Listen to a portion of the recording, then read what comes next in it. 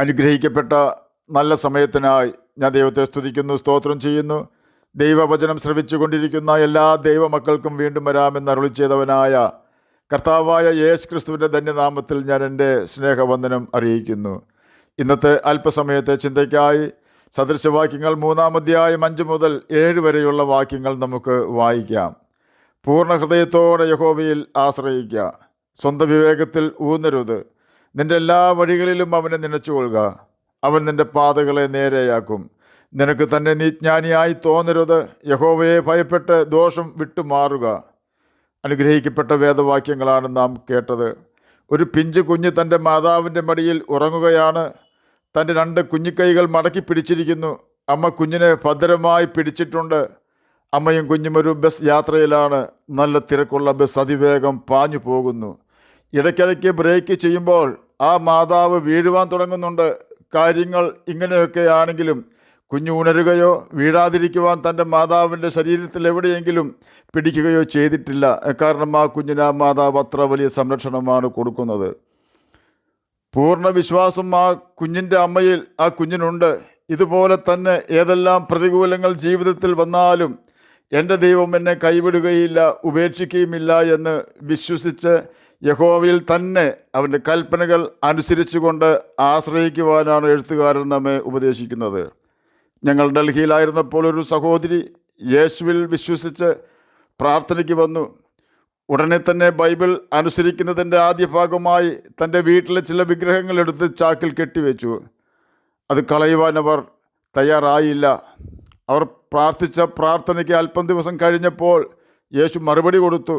എന്നാൽ ഉടനെ തന്നെ മറുപടി കൊടുത്തില്ല എന്ന കാരണത്താൽ ചാക്കിൽ കെട്ടിവെച്ചിരുന്ന വിഗ്രഹങ്ങൾ വീണ്ടും പുറത്തെടുത്തു. ഇപ്പോഴത്തെ ആ സഹോദരിയുടെ അവസ്ഥ എനിക്ക് അറിയുകയില്ല.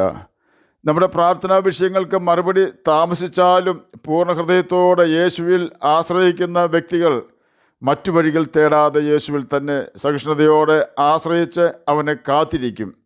അങ്ങനെ യഹോവയെ കാത്തിരിക്കുന്നവർ ശക്തിയെ പുതുക്കുകയും കഴുകന്മാരെ പോലെ ചിറകടിച്ച് ഉയരുകയും ചെയ്യുമെന്ന് ബൈബിൾ നമ്മെ പഠിപ്പിക്കുന്നുണ്ട്. 1860 ബ്രിട്ടനിൽ നിന്നുള്ള ഒരു റോയൽ പാർട്ടി ചാൾസ് ബ്ലോണ്ടിൻ എന്ന ഫ്രഞ്ചുകാരൻ തൂണുകളിൽ വലിച്ചു കെട്ടിയ റോപ്പിൽ കൂടി കണ്ണ് കെട്ടി മറുപുറം യാത്ര ചെയ്യുന്നത് കണ്ടു. അതിനുശേഷം പാതി വഴിയിൽ യാത്ര തൽക്കാലം നിർത്തിവെച്ചതിന് ശേഷം റോപ്പിൻ്റെ മധ്യഭാഗത്ത് വെച്ചൊരു ഓംലെറ്റ് പാകം ചെയ്ത് ഭക്ഷിച്ചു. അതിനുശേഷം അദ്ദേഹം ഒരു ഒറ്റച്ചക്രവണ്ടിയിൽ ഒരു വശത്തു നിന്നും മറുവശത്തേക്ക് യാത്ര ചെയ്തു. തിരികെ ഒരു ചാക്ക് ഉരുളക്കിഴങ്ങ് ആ വാഹനത്തിൽ മടക്കിക്കൊണ്ടുവന്നു. അതിനുശേഷം അദ്ദേഹം അവരുടെ കൂട്ടത്തിലുള്ള പ്രധാന പ്രഭുവിനോട് ചോദിച്ചു, ഞാനൊരു മനുഷ്യനെ എൻ്റെ ഒറ്റച്ചക്ര വാഹനത്തിൽ ചുമന്നുകൊണ്ട് വലിച്ചു കെട്ടിയിരിക്കുന്ന ഈ ലോകക്കയറിൽ കൂടി ക്രോസ് ചെയ്യുമെന്ന് അങ്ങ് വിശ്വസിക്കുന്നുണ്ടോ എന്ന് ചോദിച്ചതിന് പ്രഭു കൊടുത്ത മറുപടി, ഞാൻ വിശ്വസിക്കുന്നു എന്നാണ്. എന്നാൽ അങ്ങ് ഒരുങ്ങിക്കൊള്ളുക, ഞാൻ അങ്ങയെ തന്നെ ചുമന്ന് മറുകരയിൽ കൊണ്ടുപോകാം എന്ന് പറഞ്ഞപ്പോൾ അത് കേട്ട പ്രഭു തല താഴ്ത്തിയിരുന്നതേയുള്ളൂ. അദ്ദേഹത്തിൻ്റെ വെല്ലുവിളി ഏറ്റെടുക്കുവാൻ പ്രഭു തയ്യാറായില്ല. മറ്റൊരാൾ തൻ്റെ ജീവൻ ചാൾസ് ബോണ്ടിനെ ഏൽപ്പിക്കുന്നത് പ്രഭുവിന് സമ്മതവും വിശ്വാസവുമാണ്. എന്നാൽ തൻ്റെ ജീവൻ ഏൽപ്പിക്കുന്നതിന് വിശ്വാസമില്ല. ഇത് ദൈവത്തോട് ബന്ധപ്പെടുത്തിയാൽ ഈ രീതിയിലുള്ള ദൈവാശ്രയം നമുക്ക് ഗുണകരമല്ല. യേശു തൻ്റെ പിൻഗാമിയിൽ അന്വേഷിക്കുന്നത് സ്വന്തം ജീവൻ യേശുവിൻ്റെ കരങ്ങളിൽ ഏൽപ്പിക്കുന്നവരാണോ എന്നാണ്.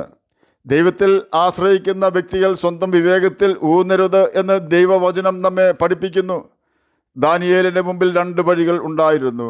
ഒന്നാമത്തെ വഴി യഹോവയോട് താൻ ദിവസേന പ്രാർത്ഥിച്ചു വരുന്നത് പോലെ ജെറുസലേമിന് നേരെയുള്ള കിളിവാതിൽ തുറന്നു വെച്ച് 3 നേരവും പ്രാർത്ഥിക്കുക എന്നതായിരുന്നു. അത് ദൈവത്തിൻ്റെ വഴിയാണ്. എന്നാൽ മറ്റൊരു വഴി അവിടെ കിടക്കുന്നുണ്ട്. ആ വഴി 30 ദിവസത്തേക്ക് രാജ്യം ഭരിക്കുന്ന രാജാവിനോടല്ലാതെ ആരോടും പ്രാർത്ഥിക്കരുത് എന്നതാണ്. ഒന്നുകൂടി വ്യക്തമായി പറഞ്ഞാൽ ജീവനുള്ള ദൈവമായ യഹോവയോട് പ്രാർത്ഥിക്കരുത് എന്നതാണ് ആ വഴി. ദാനിയേൽ ദൈവത്തിൻ്റെ വഴി തിരഞ്ഞെടുത്തു. സിംഹക്കുഴിയിൽ അവൻ വീഴേണ്ടിയും വന്നു. ദാനിയേലിൻ്റെ ആശ്രയം ദൈവത്തിൽ ആയിരുന്നു. സിംഹങ്ങളോ രാജാവിൻ്റെ കൽപ്പനയോ സഹപ്രവർത്തകരുടെ ഭീഷണിയും വെല്ലുവിളിയുമോ ഒന്നും യഹോവയെ ആശ്രയിക്കുന്നതിൽ നിന്നും ദാനിയേലിനെ പിന്തിരിച്ചില്ല. അതാണ് യഥാർത്ഥ ആശ്രയം. തന്നെയുമല്ല, അവൻ സിംഹക്കുഴിയിൽ വീഴാതിരിക്കുവാൻ സ്വന്തം വിവേകത്തിൽ ആശ്രയിച്ചില്ല. ആശ്രയിച്ചിരുന്നെങ്കിൽ അന്ന് തന്നെ ദാനിയേലിനെ സാത്താൻ തകർത്ത് കളയുമായിരുന്നു. പല സാഹചര്യങ്ങളിലും നമുക്ക് നല്ല ജ്ഞാനമുണ്ട് എന്ന് നാം ചിന്തിക്കും. എന്നാൽ വളരെ ദൂരം ചെല്ലുമ്പോൾ മാത്രമാണ് നമ്മുടെ ബുദ്ധി വ്യർത്ഥമാണെന്ന് നാം മനസ്സിലാക്കുക. അപ്പോഴേക്കും നാം പലതും നഷ്ടപ്പെടുത്തിയിരിക്കും. യാഥാർത്ഥ്യങ്ങൾ നമുക്ക് തെളിവായി മനസ്സിലാകണമെങ്കിൽ നമുക്ക് ദൈവ ആശ്രയം ആവശ്യമാണ്. ദൈവത്തെ ഭയപ്പെടുന്ന വ്യക്തികൾക്ക് ദൈവമെല്ലാം വെളിപ്പെടുത്തി കൊടുക്കും. അങ്ങനെയാണ് നെബൂഖദ്നേസർ രാജാവ് ദാനിയേലിൻ്റെ കാൽക്കൽ വീഴുവാൻ തക്കവണ്ണം അവൻ കണ്ട സ്വപ്നവും അതിൻ്റെ അർത്ഥവും വ്യാഖ്യാനിക്കുവാൻ തക്കവണ്ണം ദാനിയേലിൻ്റെ രാത്രി ദർശനത്തിൽ ദൈവം അവനെ വെളിപ്പെടുത്തി കൊടുക്കുന്നത്. യിരെമ്യാ പ്രവചനം 33 അധ്യായം 3 വാക്യത്തിൽ കർത്താവ് നമുക്ക് അതിനുള്ള ഉറപ്പ് തരുന്നുണ്ട്. എന്നെ വിളിച്ചപേക്ഷിക്കാൻ ഞാൻ നിനക്ക് ഉത്തരമരുളും. നീ അറിയാത്ത മഹത്തായും അഗോചരവുമായുള്ള കാര്യങ്ങളെ ഞാൻ നിന്നെ അറിയിക്കും. കർത്താവിൻ്റെ വാക്തത്വമാണിത്. നാം ചെയ്യേണ്ടതൊന്നു മാത്രം. നാം എന്ത് ചെയ്യുമ്പോഴും പറയുമ്പോഴും ചെയ്യുന്നതിനും പറയുന്നതിനും കാണുന്നതിനും കേൾക്കുന്നതിനും ചിന്തിക്കുന്നതിനും മുമ്പ് ദൈവവചനം നമുക്ക് അത് അനുവദിക്കുന്നുണ്ടോ എന്ന് പരിശോധിക്കുക. ദൈവം അനുവദിക്കാത്ത ഒരു കാര്യത്തിനും നമ്മുടെ ഇന്ദ്രിയങ്ങൾ ഉപയോഗിക്കരുത്. കാരണം അത് നമ്മുടെ ആത്മാവിനെ നരകത്തിൽ എത്തിക്കും.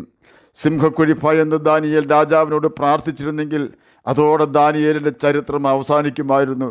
എന്നാൽ ഉന്നതന് മീതെ ഒരു ഉന്നതനും അവന് മീതെ ഒരു അത്യുന്നതനുമുണ്ട് എന്ന് അറിയാമായിരുന്ന ദാനിയേൽ സിംഹങ്ങളെക്കാളും രാജാവിൻ്റെ കോപത്തെക്കാളും സിംഹങ്ങളെയും രാജാവിനെയും തന്നെയും സൃഷ്ടിച്ചവനായ ദൈവത്തെ ഭയപ്പെട്ടതുമൂലം ദാനിയേൽ ജീവിച്ചിരുന്ന കാലത്തിലെ മുഴുവൻ രാജാക്കന്മാരും ദൈവഭയമുള്ളവരായി തീർന്നു. എന്നെ കേൾക്കുന്ന പ്രിയ ദൈവമകനെ, ദൈവമകളെ, അതിനുവേണ്ടി ദൈവം ദാനിയേലിൻ്റെ ജീവിതത്തിൽ അനുവദിച്ച അനുഗ്രഹങ്ങളായിരുന്നു ബാബേൽ പ്രവാസവും കുണ്ടറയും സിംഹക്കുഴിയും എന്ന് നാം മനസ്സിലാക്കി നമ്മുടെ ജീവിതത്തിൽ വരുന്ന ഏത് പ്രതികൂലവും നമ്മുടെ പ്രിയപ്പെട്ടവരുടെയും അനുഗ്രഹത്തിനായി കൂടി വ്യാപരിപ്പിക്കുവാൻ ദൈവത്തിന് കഴിയും എന്ന് വിശ്വസിച്ച് നമുക്ക് ദൈവഭയത്തോടെ ഈ പ്രവാസകാലം കഴിക്കാം.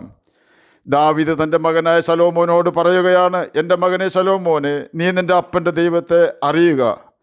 എന്നാൽ അവൻ അപ്പൻ്റെ ദൈവത്തെ അറിയുന്നതിന് പകരം സ്വന്തം വിവേകത്തിൽ ഊന്നുകയും അപ്പൻ്റെ ദൈവത്തെ ഉപേക്ഷിക്കുകയും ന്യായപ്രമാണത്തിനെതിരെ ജീവിക്കുകയും ചെയ്തു.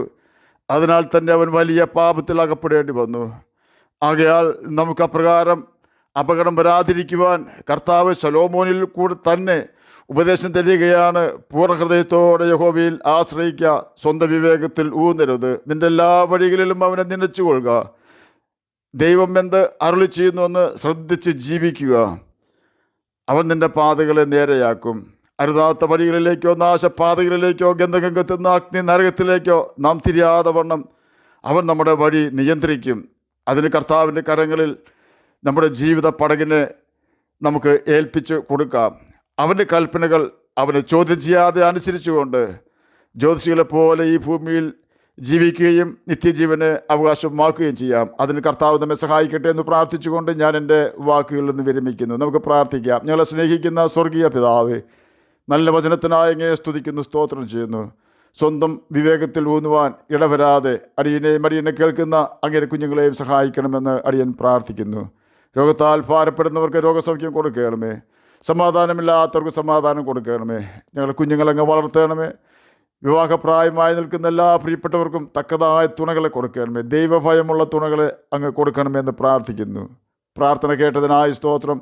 യേശുവിൻ്റെ നാമത്തിൽ തന്നെ ആമേൻ. കർത്താവ് എല്ലാവരെയും അനുഗ്രഹിക്കട്ടെ. സ്തോത്രം.